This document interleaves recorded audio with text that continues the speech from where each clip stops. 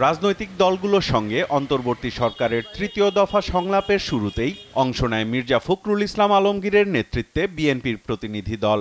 রাষ্ট্রীয় অতিথি ভবন যমুনায় প্রধান উপদেষ্টা ডক্টর মোহাম্মদ ইউনূসের সঙ্গে প্রায় 1 ঘণ্টা বিভিন্ন বিষয়ে কথা বলেন তারা।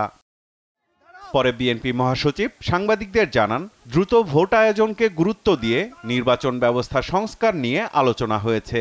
এ বিষয়ে আশ্বস্ত করেছেন প্রধান উপদেষ্টা।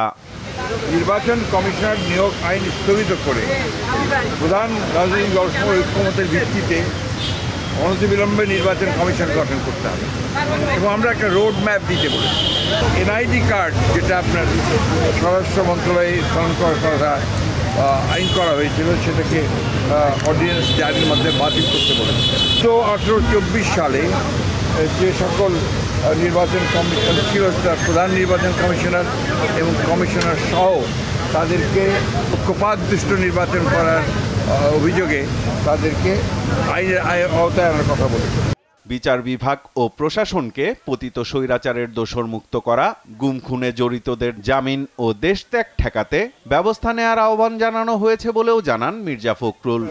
পুলিশ কর্মকর্তা কিছু শুনতে পাই, কিছু আপনার বিভিন্ন মন্ত্রণালয়ের লোকজনেরা এবং আপনার মন্ত্রীরা তারা দেশ ছেড়ে পালিয়ে যাচ্ছে। কীভাবে পালাচ্ছে, কার সহযোগিতায় পালাচ্ছে, সেই বিষয়গুলো আমরা দেখার জন্য বলেছি।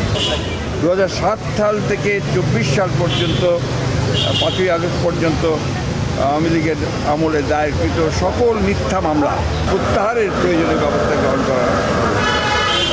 ভারতে বসে শেখ হাসিনার দেশবিরোধী অপপ্রচার রোধ ও সাম্প্রদায়িক ইস্যু তৈরির চেষ্টাকারীদের বিরুদ্ধে ব্যবস্থা নেওয়ার সুপারিশও করেছে বিএনপি।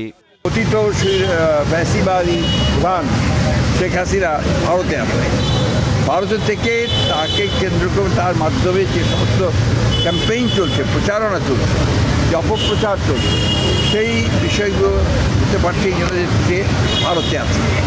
এই বিষয়টাকে ভারতের সরকারের সঙ্গে আলোচনা করার জন্য এবং তাকে ওই অবস্থা থেকে সরিয়ে দেওয়ার জন্য আমরা সরকারকে অনুরোধ করেছি। তারা ভারত সরকারের সঙ্গে কথা বলছে।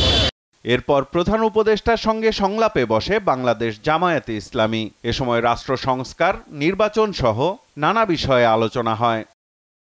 পরে জামায়াতে ইসলামীর আমির ডাক্তার শফিকুর রহমান জানান, সংস্কার ও নির্বাচনকে গুরুত্ব দিয়ে ফলপ্রসূ আলোচনা হয়েছে।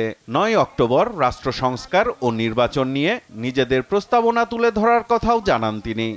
তারা কোনো ধরনের পক্ষ বিপক্ষের মানসিকতা না নিয়ে বরঞ্চ নিরপেক্ষ দৃষ্টিকোণ থেকে তারা দেশকে একটা ভালো জায়গায় নিয়ে একটা সুষ্ঠু নির্বাচন তারা দিতে সক্ষম হবেন এবং এই ক্ষেত্রে এটাও আমরা আশা করছি যে এই সময়টা নাতি দীর্ঘ হবে। আগামী 9 তারিখ আপনাদের মাধ্যমে জাতির সামনে আমরা আমাদের প্রস্তাবনাগুলো উন্মুক্ত করব ইনশাআল্লাহ। আসছে দুর্গাপূজার নিরাপত্তা ইস্যুতে আলোচনার কথাও জানান জামায়াতের আমির।